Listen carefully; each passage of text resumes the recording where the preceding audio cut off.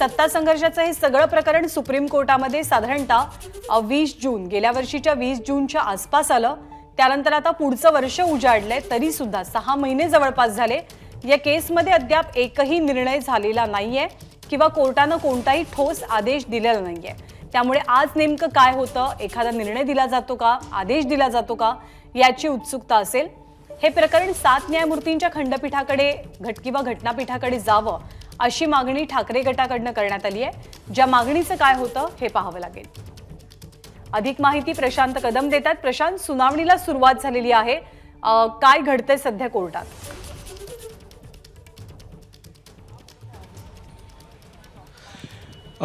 सुनावणीला सुरुवात झाली आणि सुरुवातीलाच सरन्यायाधीशांनी असं म्हटलं की या संपूर्ण प्रकरणाची सुनावणी जी आहे ती जानेवारीच्या 3ऱ्या आठवड्यामध्ये ठेवायची का, तर त्याच्यावरती 14 जानेवारी नंतर ही सुनावणी ठेवता येईल का असा एक प्रश्न सॉलिसिटर जनरल तुषार मेहता यांनी विचारला। आणि 14 फेब्रुवारी, मला वाटतं 14 फेब्रुवारीची पण आता एक शक्यता जी आहे ती वर्तवली जाते। पण साहजिक आहे की आज सगळ्यांचं लक्ष असेल की हे सगळं प्रकरण 7 न्यायमूर्तींच्या पीठाकडे जातंय का आणि त्या संदर्भातले आर्ग्युमेंट नेमके काय होत आहेत हे बघावं लागेल।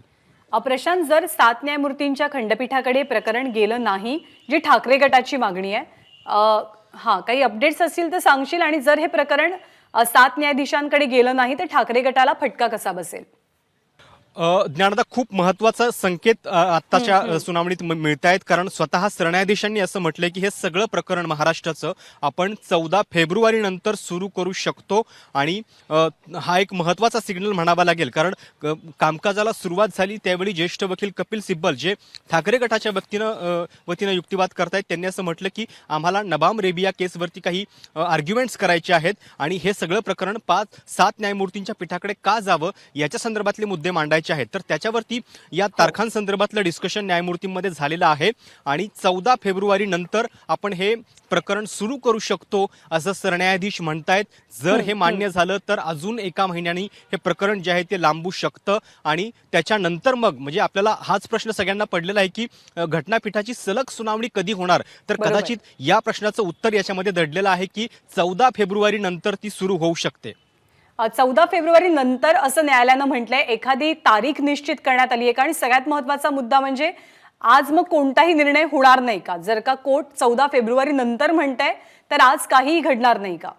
नक्कीच, खरं तर तेच दिसतंय बहुधा की 7 न्यायमूर्तींच्या पीठाकडे जाणार की नाही या प्रश्नाचं उत्तर सुद्धा आपल्याला आज मिळतंय की नाही। कारण कपिल सिब्बल यांनी पहिल्यांदा एवढाच मुद्दा मांडला की या सगळ्या संदर्भात आम्हाला युक्तिवाद करायचे आहेत, म्हणजे का आवश्यक आहे 7 न्यायमूर्तींच्याकडे जाणं याच्या संदर्भातले युक्तिवाद करायचे होते। आणि त्याच्यानंतर लगेचच हे तारखांसंदर्भातलं डिस्कशन जे आहे ते सुरू झालेलं आहे।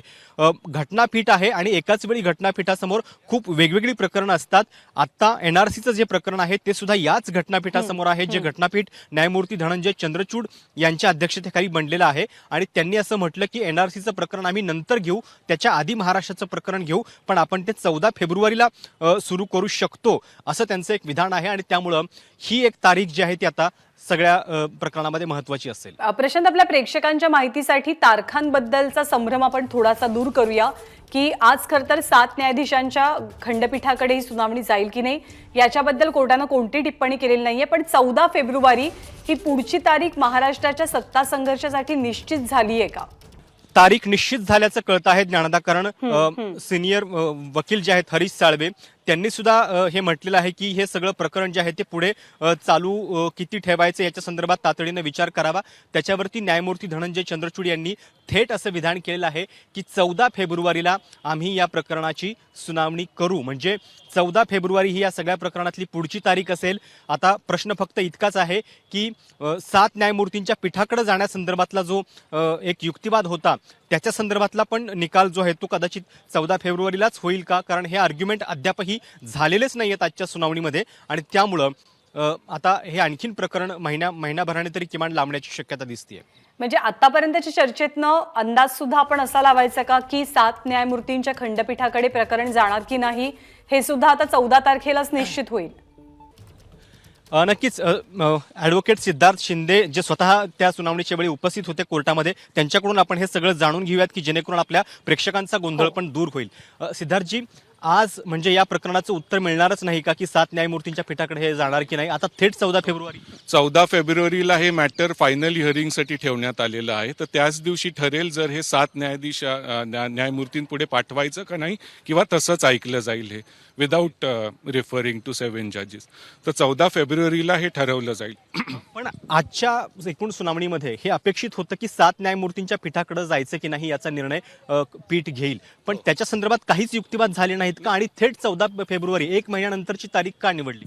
शिवसेना उद्धव बाळासाहेब ठाकरे यांनी त्यांचे रिटन सबमिशन्स दिले होते 1 आठवड्यापूर्वी, पण त्याचा जो रिप्लाय आहे, जो शिवसेना बाळासाहेबांची शिवसेनेकडून काल रात्री आलेला आहे, त्यामुळे जजेसनी सांगितलं की आम्ही पुढच्या डेटला हिअरिंग ठेवू ह्याचं, आणि त्याच्यात आम्ही 14 फेब्रुवारीला ठरवू की हे पाठवायचं का नाही 7 न्यायमूर्तींपुढे.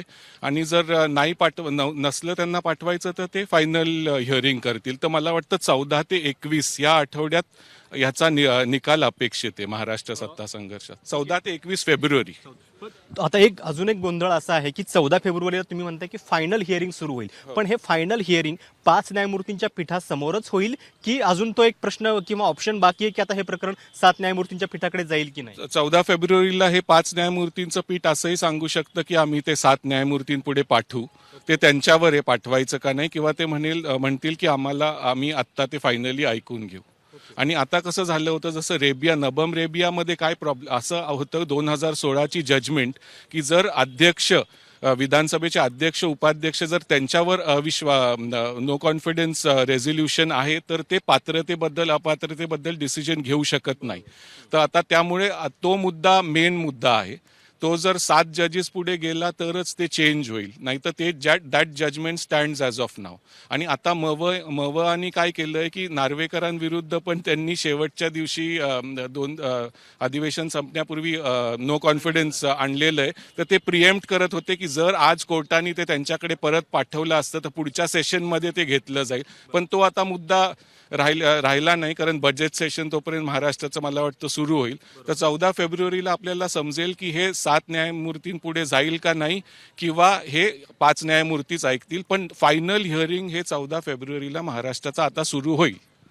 एक प्रश्न मला म्हणजे हा पण विचारायचा की आज 10 जानेवारी आहे, थेट 14 फेब्रुवारीची तारीख म्हणजे सुप्रीम कोर्टाचं जर कामकाज बघितलं, घटनापीठांची यादी बघितली, तर खरोखर एवढे मॅटर्स महत्त्वाचे मध्ये आहेत का की ज्याच्यामुळे इतकी लांबची तारीख दिली? हो, मध्ये मॅटर्स आहेत, आणि घटनापीठ हे रेग्युलरली बसत नसतं, कारण 5 जज ह्याच्यात बसतात. त्यांचे दुसरे पण कोर्ट असतात. नॉर्मली सुप्रीम कोर्टात ते 2 जज बसतात, तर त्यांचं रोस्टर पण बघावं लागतं. त्यांचे डेट्स ऑलरेडी आधीच दिलेले असतात. त्यामुळे हे आता आसामचं मॅटर 21ला ऐकलं जाईल, 21 फेब्रुवारीला NRCचं मॅटर, आणि महाराष्ट्राचं 14 फेब्रुवारीला ऐकलं जाईल. शंभूराज देसाई सध्या बोलतात, आपण थेट तिथे जाऊया. त्यांना जो आधार आहे आता ठाकरे सेनेला, एका बाजूने काँग्रेसचा आणि दुसऱ्या बाजूने राष्ट्रवादीचा, तो आधार तुटू नये, तो आधार तसाच राहावा म्हणून साठी चाललेला हा प्रयत्न आहे. आता राहुल गांधींसारख्या नेतृत्वाला तपस्वी म्हणणं, देशामध्ये तपस्वी कुणाला म्हटलं जातं हे आपण सगळ्यांनी पाहिलेले. थोर पुरुषांना, साधू संतांना, ज्यांनी तपश्चर्या केलेली आहे, अशा महान व्यक्तींना तपस्वी म्हटलं जातं. ती उपमा जर आता राहुल गांधींना संजय राऊत देत असतील तर आता महाराष्ट्रातल्या आणि देशातल्या जनतेने याचा विचार केला पाहिजे की संजय गांधी राहुल गांधींचं अशा पद्धतीचं कौतुक करताना संजय राऊत कुठल्या पद्धतीनं कुठल्या स्तराला जाऊन एखाद्याचं गुणगान करू शकतात, हे ज्वलंत उदाहरण ह्याच्यावरनं दिसतंय. ओके, धन्यवाद, थँक्यू. तर शंभूराज देसाईंनी आपली प्रतिक्रिया दिलेली आहे. संजय राऊत यांनी राहुल गांधींना सकाळच्या पत्रकार परिषदेमध्ये तपस्वी असं संबोधल्याबद्दल. सुप्रीम कोर्टात महत्त्वाची घडामोड घडली आहे. महाराष्ट्रातल्या सत्ता संघर्षावरची पुढची सुनावणी ही आता 14 फेब्रुवारीला होणार आहे. प्रशांत या संदर्भात तज्ज्ञांशी बातचीत सुद्धा करत होता. त्यांनी हे सांगितलं की साधारणतः 14 फेब्रुवारी ते 21 फेब्रुवारी या दरम्यान ही संपूर्ण सुनावणी, फायनल सुनावणी पार पडू शकते. पण 5 न्यायमूर्तींचं घटनापीठ असेल की 7 न्यायमूर्तींचं खंडपीठ असेल याचा निर्णय आजही झालेला नाही. कदाचित 14 तारखेला कोर्ट सुरुवातीलाच म्हणू शकतं की हे सगळं प्रकरण आपण 7 न्यायमूर्तींकडे पाठवू. तर सत्ता संघर्षाची पुढची सुनावणी होणार आहे 14 फेब्रुवारीला. व आज कोर्टात काय झालं तर आज खरं तर ठाकरे गटानं आठवड्याभरापूर्वी त्यांचं या संदर्भातलं म्हणणं किंवा कागदपत्र सादर केलेली होती, परंतु शिंदे गटाचं उत्तर हे काल आलं. संजय राऊत आणि अनिल देसाई हे कोर्टाच्या बाहेर आलेले आहेत. अनिल परब सुद्धा त्यांच्या सोबत आहेत. ते माध्यमांशी संवाद साधू शकतात. ठाकरे गटाची मागणी होती की 7 न्यायमूर्तींच्या खंडपीठाकडे हे संपूर्ण प्रकरण सोपवलं जावं. आज कोर्टात याविषयी काहीही झालेलं नाहीये. आता 14 फेब्रुवारीला पुढची तारीख आहे, जेव्हा 7 न्यायमूर्तींकडे प्रकरण जाईल का हे स्पष्ट होईल. सर 14 फेब्रुवारी पुढची तारीख थेट पुढची तारीख नाही आमचं घटनेवर प्रेम आहे. 14 फेब्रुवारी पासून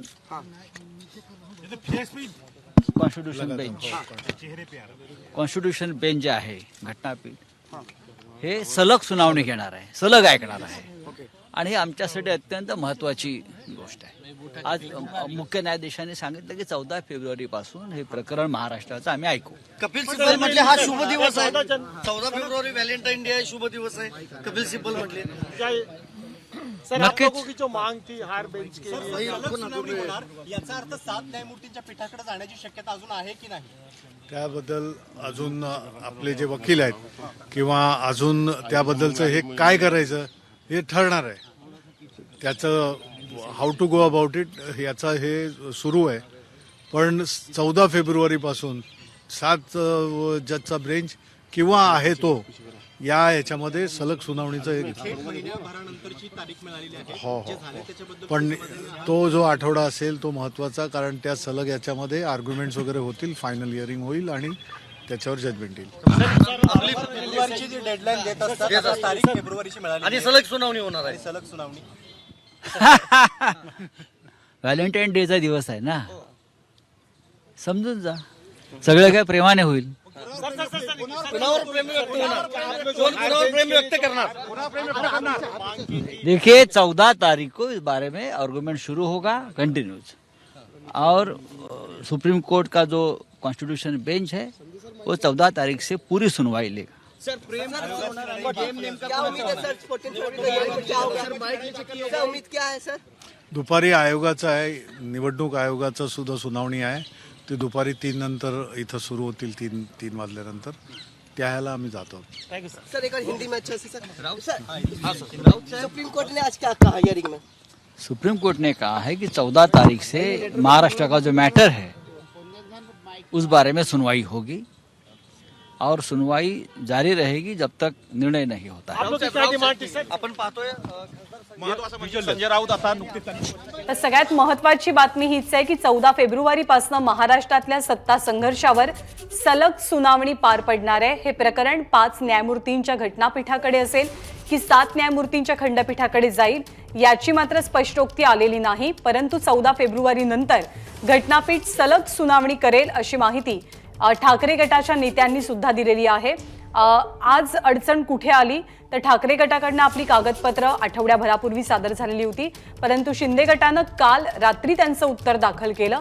त्यामुळे ह्याच्या पुढची सुनावणी ही थोडीशी उशिरा घ्यावी लागेल, तातडीनं सुनावणी घेता येणार नाही असं कोर्टानं म्हटलं. या सगळ्या संदर्भात शंभूराज देसाईंची प्रतिक्रिया पाहूया. ती न्यायालयीन प्रक्रिया आहे आणि न्यायालयीन प्रक्रियेमध्ये न्यायालय जे आदेश देतं किंवा न्यायालय ज्या पद्धतीनं आदेश देतं त्याची अंमलबजावणी करणं ही सगळ्याची जबाबदारी आहे. न्यायालयानं सगळ्या बाबींचा विचार करूनच कदाचित आपण म्हणताय त्याप्रमाणे जर दिली असेल पुढची तारीख तर पुढच्या तारखेला आम्ही आमचं म्हणणं मांडू. आम्ही आमचं म्हणणं मांडायला पूर्ण तयार आहोत. आमची माननीय सुप्रीम कोर्टातल्या न्यायालयातल्या केसमधली आमची बाजू, बाळासाहेबांची शिवसेनेची बाजू ही अत्यंत भक्कम आहे आणि सिनियर काउन्सिल जे आमचे दिल्लीच्या सुप्रीम कोर्टामध्ये आहेत ते आमचे सिनियर काउन्सिल आमची बाजू भक्कमपणानं माननीय न्यायालयासमोर मांडतील. तर आम्ही आमची बाजू मांडण्यासाठी भक्कम आहोत, तारीख कोणतीही असो असं शिंदे गटाचे आमदार आणि मंत्री शंभूराज देसाईंनी म्हटलंय. महाराष्ट्रातल्या सत्ता संघर्षाची पुढची सुनावणी 14 फेब्रुवारीला होईल. ठाकरे गटाची आजची प्रमुख मागणी होती की 5 ऐवजी 7 न्यायमूर्तींच्या खंडपीठासमोर या संपूर्ण प्रकरणाची संघर्षाचं प्रकरण आता थेट 14 फेब्रुवारीला पोहोचलेलं आहे. 7 न्यायमूर्तींच्या पीठाकडे जाणार की नाही याचा फैसला सुद्धा कदाचित त्याच वेळी होणार आहे. आणि शिंदे गटाच्या वतीनं जे युक्तिवाद करतायत त्यापैकी एक निहार ठाकरे हे आता माझ्यासोबत आहेत. निहारजी, थेट 14 फेब्रुवारीची व्हॅलेंटाईन डेची तारीख आहे आणि राऊत साहेब असं म्हणतायत की घटनेवरती प्रेम असणाऱ्यांचा विजय होईल. नाही, कसं आहे, शेवटी घटना जे म्हणते आणि जे सत्य आहे त्याचीच विजय होणार आहे. आणि आज कसं होतं, आज डिरेक्शनसाठी मॅटर होतं. आज कॉन्स्टिट्युशनल बेंच बसलेला आज, आणि शिंदे साहेबांच्या साईडनी सिनियर ॲडव्होकेट हरीश साल्वे होते, नीरज किशन कौल होते, मिस्टर जेठमलानी होते आणि इतर काउन्सिल्स पण होते. तर आज एक मुद्दा जो रेज झाला की जे 10 इश्यूज बनवले होते त्यातलं एक इश्यू होतं नबम रेबियाचं, की हा मॅटर लार्जर बेंचकडे जायला पाहिजे की नाही. तर आज फक्त डिरेक्शन दिलेत कोर्टाने की 14 फेब्रुवारीला हा मॅटर लिस्ट झाला पाहिजे. पण 7 न्यायमूर्तींच्या पीठाकडे हे प्रकरण नेण्यास तुमचा म्हणजे शिंदे गटाचा विरोध आहे? नाही, आमचं म्हणणं असं आहे की नेबम रेबिया जी जजमेंट आहे ती योग्य जजमेंट आहे. कारण की आपण जर बघितलं, जर एक स्पीकर किंवा डेप्युटी स्पीकरच्या विरोधात रिमूव्हल नोटीस कोण देतं, तर त्याचा अर्थ असा होतो की त्यांच्यावर कॉन्फिडन्स नाही आहे लेजिस्लेटिव्ह असेंब्लीचा. आणि ज्या व्यक्तींवर लेजिस्लेटिव्ह असेंब्लीचा कॉन्फिडन्स नाही आहे ती व्यक्ती ॲज अ स्पीकर फंक्शन करू शकते का? ती व्यक्ती मेंबर्सला डिस्क्वालिफाय करू शकते का? हा मुद्दा आहे. नेबम रेबियामध्ये असं म्हटलं आहे की आधी स्पीकरला स्वतःची मेजॉरिटी सिद्ध करायला पाहिजे आणि त्यानंतर ते डिस्क्वालिफाय करू शकतात. So without proving on majority ते जाऊन मेंबर्सला डिस्क्वालिफाय करू नाही शकत, असं त्या जजमेंटमध्ये आहे आणि हे योग्य आहे. 14 फेब्रुवारी तारीख दिली आहे. सलग सुनावणीची शक्यता पण वर्तवली जाते. दुसरीकडे बाहेर विधानं केली जात आहेत की फेब्रुवारीमध्ये हे सरकार कोसळेल म्हणून वगैरे. काय याचा काही योगायोग आहे? नाही, बोलणारे खूप काय बोलत असतात. हे भक्कम सरकार आहे आणि हे सरकार आपली टर्म संपवणारच. आणि as far as the court is concerned 14 फेब्रुवारीला आपल्याला पुढचे स्टेप्स कळतील आणि या इश्यूवर आर्ग्युमेंट होईल की 7 बेंच पुढे जायला पाहिजे की नाही. आज आयोगामध्ये पण सुनावणी आहे. आयोगामध्ये आतापर्यंत कागदपत्र सादर झालेली आहेत, प्रत्यक्ष सुनावणी झालेली नव्हती. आजचं काय स्टँड असेल आयोगामध्ये? नाही, आपण जे कागदपत्र आयोगासमोर आधीच दिलेत त्याच्यावर सुनावणी होईल आणि आपण सिद्ध करतोय की आपली मेजॉरिटी सपोर्ट आपल्याकडे आहे पक्षाचा, मेंबर्सचा, आणि त्याच्यावर आज कारवाई होईल. तर कारवाई होईपर्यंत आपण जास्त काय त्याच्यावर बोलू नाही शकत. तर पुढची सुनावणी पार पडेल 14 फेब्रुवारीला. सध्या दीपक केसरकर बोलतात, थेट जाऊया. सत्ता संघर्षाची सुनावणी जी आहे ती आता 14 फेब्रुवारीपर्यंत पुढे गेलेली आहे, कसं बघताय? एक गोष्ट अशी आहे की ही न्यायालयीन प्रक्रिया आहे, त्याच्यावर काही कॉमेंट्स करणं योग्य नाही आणि त्याच्यामुळे 14ला सुनावणी सुरू होईल. त्याच्यामुळे राऊत साहेबांनी जे भविष्य सांगितलेलं होतं की 15 फेब्रुवारीला विरोधी निर्णय लागेल वगैरे, तर त्यांचं भविष्य आता खोटं काढणं. सुनावणीच सुरू होते 14 फेब्रुवारीला. त्याच्यामुळे त्यांनी पुन्हा एकदा आपली भविष्य पुन्हा वाणी सुधारून बघितली पाहिजे आणि ते काहीतरी सुधारतील अशी अपेक्षा करतो. नाही, दुसरीकडे पाहायला गेलं तर लार्जर बेंचच्या संदर्भात देखील जे खंडपीठ आहे 5 खंडपीठ निर्णय घेतील, 7 खंडपीठ घ्यायची की नाही यावर? नाही, एक गोष्ट अशी आहे बघा, कोर्टाच्या संदर्भात कुठल्याही बाबतीत मी कॉमेंट करणार नाही. कारण ज्यावेळेला केस सुरू असते त्याला न्यायालयाचा योग्य तो मान राखला गेला पाहिजे. पण आमच्याकडची काही लोक सातत्याने कॉमेंट्स करत असतात की अशा रीतीने निकाल होणार आहे, तशा रीतीने निकाल होणार आहे. शेवटी न्यायालय आपल्या प्रक्रियेप्रमाणे चालत असतं, हे या निमित्ताने सिद्ध झालेलं आहे. त्याच्यामुळे कशा रीतीने खोटं बोललं जातं महाराष्ट्रामध्ये हे सुद्धा लोकांच्या समोर आता उघड झालेलं आहे. त्याच्यामुळे याच्यापुढे त्यांच्यावर कितपत विश्वास ठेवायचा याच्याबद्दल महाराष्ट्राच्या जनतेनेच निर्णय घ्यावा. 3 शाळा होत्या त्यांच्यावर आता FIR देखील झालेली आहे, ज्या बोगस शाळा निघालेल्या आहेत पुण्यातल्या, आणि याच्या संदर्भात एक गोष्ट अशी आहे बघा, याच्यामध्ये मी कालच एक्सप्लेन केलेलं आहे. तर न्यायालयीन प्रक्रियेसंदर्भात फारसं भाष्य आपण करणार नाही असं केसरकर म्हणतात. असीम सरोदे यांच्याशी सध्या प्रशांत कदम संवाद साधतात, आपण तिथे जाऊ. ॲडव्होकेट असीम सरोदे यांनी ही याचिका दाखल केलेली आहे. आज जे झालं सुप्रीम कोर्टामध्ये त्याच्यावरती आपली काय प्रतिक्रिया आहे आणि हे प्रकरण लार्जर बेंचकडे अजून जावं ही आपली पण मागणी आहे का? हे प्रकरण लार्जर बेंच पुढे गेलं पाहिजे, 7 न्यायाधीशांचं न्यायपीठ असलं पाहिजे अशी आमची सुद्धा मतदारांतर्फे जी याचिका केली आहे त्याच्यामधली मागणी आहे. कारण की नबम राबिया या केसवर साधारणतः सगळेजण रिलाय करतात आणि ते 5 न्यायाधीशांच्या न्यायपीठाने दिलेला तो निर्णय आहे.